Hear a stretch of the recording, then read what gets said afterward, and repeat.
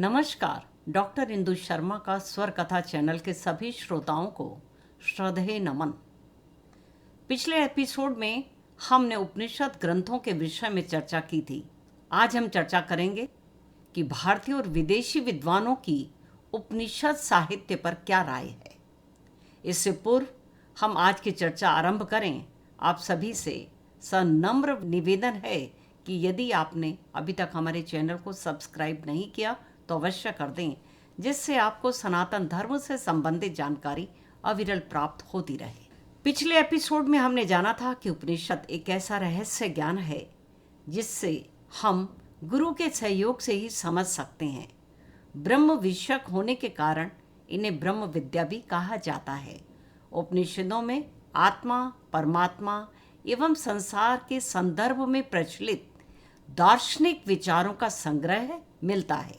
उपनिषद वैदिक साहित्य के अंतिम भाग तथा सारभूत सिद्धांतों के प्रतिपादक हैं, अतः इन्हें वेदांत भी कहा जाता है। उपनिषदों ने जिस निष्काम कर्म मार्ग और भक्ति मार्ग का दर्शन दिया, उसका विकास श्रीमद् भागवत गीता में हुआ। जो ज्ञान पाप का नाश करे, सच्चा ज्ञान प्राप्त कराए, आत्मा के रहस्य को समझाए तथा अज्ञान को शिथिल करे, वह उपनिषद है। स्वामी विवेकानंद जी ने उपनिषदों के विषय में कहा था, मैं उपनिषदों को पढ़ता हूँ तो मेरे आंसू बहने लगते हैं। ये कितना महान ज्ञान है। हमारे लिए यह आवश्यक है कि उपनिषदों में सन्निहित तेजस्विता को अपने जीवन में विशेष रूप से धारण करें। हमें शक्ति चाहिए और शक्ति के बिना काम नहीं चल सकेगा। यह शक्ति कहाँ से प्राप्त हो? उपनिषदों में ही शक्ति की खाने हैं। उनमें इतनी शक्ति भरी पड़ी है जो संपूर्ण विश्व को बल, शौर्य, नवजीवन प्रदान करती है। उपनिषद किसी भी देश, जाति, मत व संप्रदाय का भेद किए बिना हर दीन, दुर्बल, दुखी और दलित प्राणी को पुकार पुकार कर कहती है, उठो, अपने पैरों पर खड़े हो जाओ, बंधनों को काट डालो।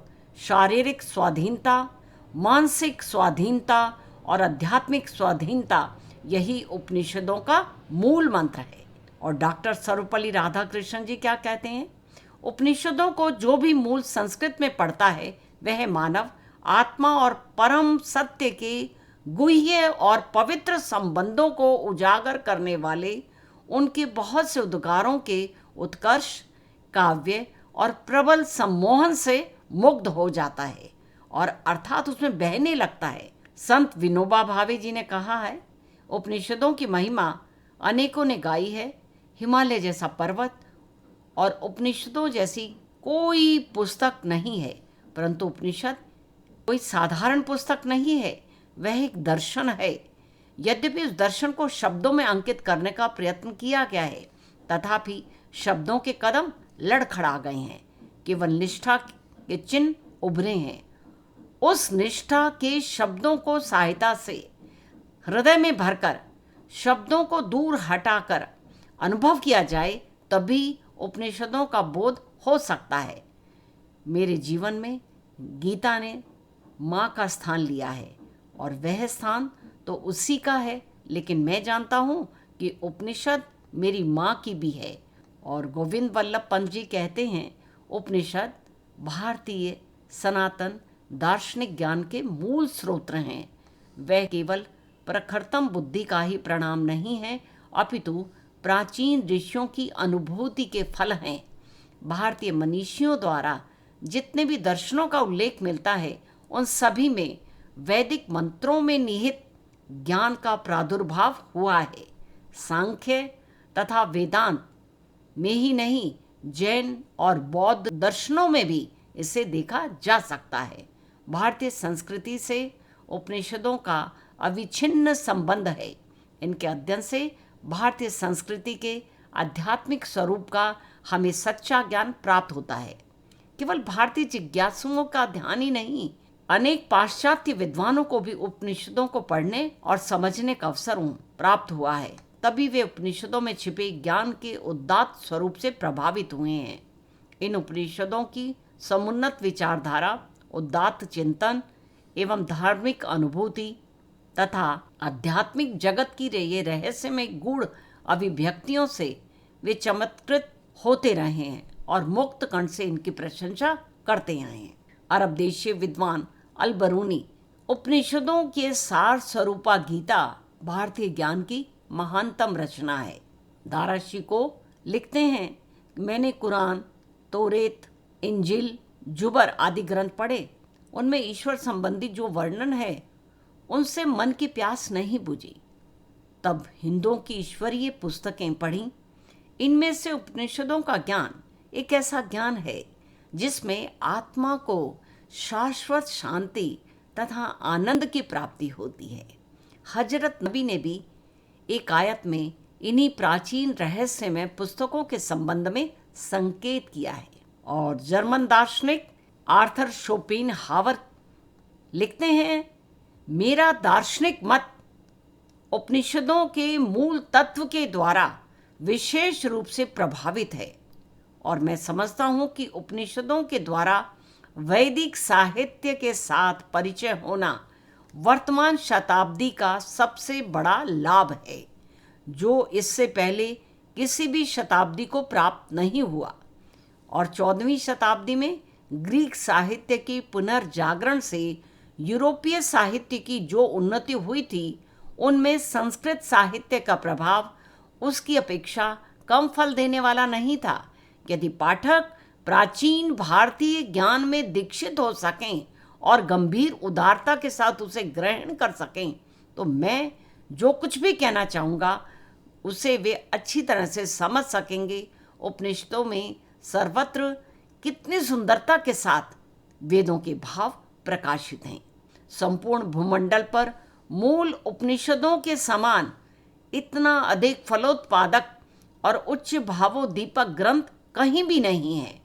इन्होंने मुझे जीवन में शांति प्रदान की है और मरते समय भी यह मुझे शांति प्रदान करेंगे।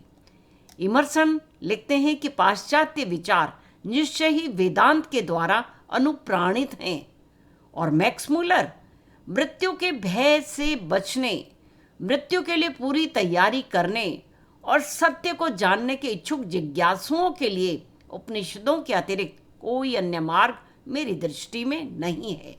उपनिषदों के ज्ञान से मुझे अपने जीवन के उत्कर्ष में भारी सहायता मिलती है। मैं उनका ऋणी हूँ। ये उपनिषदें आत्मिक उन्नति के लिए विश्व के समस्त धार्मिक साहित्य में अत्यंत सम्माननीय रहे हैं और आगे भी सदा रहेंगे। यह ज्ञान महान मनुष्यों की महान प्रज्ञा का परिणाम है।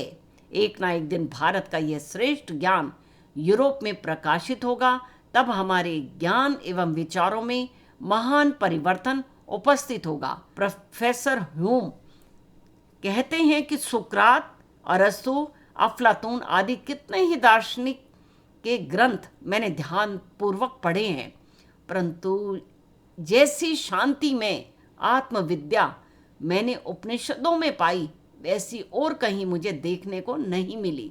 प्रोफेसर जी आर्क लिखते हैं, मनुष्य की आत्मिक, मानसिक, सामाजिक गुत्थियाँ किस प्रकार सुलझ सकती हैं, इनका ज्ञान हमें उपनिषदों से ही मिल सकता है। यह शिक्षा इतनी सत्य, शिव और सुंदर है कि अंतर आत्मा की गहराई तक उसका प्रवेश हो जाता है। और जब मनुष्य सांसारिक दुखों और चिंताओं से घिरा हो, तो उसे शांति और सहारा देने के लिए अमोघ साधन के रूप में उपनिषद ही सहायक हो सकते हैं। पाल डायसन लिखते हैं कि वेदांत अपने अविकृत रूप में शुद्ध नैतिक का एक सशक्तम आधार है। जीवन और मृत्यु की पीड़ाओं में सबसे बड़ी सांत्वना उपनिषद है। डॉक्टर एनी बेसेंट कहती हैं कि भारतीय उपनिषद ज्ञान मानव चेतना की सर्वोच्च देन है। बीबर लिखते हैं कि भारतीय उपनिषद ईश्वरीय ज्ञान के महानतम ग्रंथ हैं। इनसे सच्ची आत्मिक शांति प्राप्त होती है। विश्व साहित्य की यह अमूल्य धरोहर है और भी अनेक विश्व विख्यात विद्वान हैं जिन्होंने उपनिषदों एवं सनातन धर्म के विषय में अपने अनेक सुविचार प्रस्तुत किए हैं। तो आज बस इतना ही। अगले एपिसोड में हम चर्चा करेंगे कि भारतीय दर्शन के और भी विषयों पर। आप सभी का स्वर कथा चैनल से जुड़ने के लिए बहुत बहुत धन्यवाद, साधुवाद। आपसे पुनः प्रार्थना करती हूँ कि आप स्वर कथा चैनल को अधिक से अधिक सब्सक्राइब करके भारतीय संस्कृति और सभ्यता के प्रचार एवं प्रसार हेतु सम्मिलित होकर हमारा साथ दें। धन्यवाद।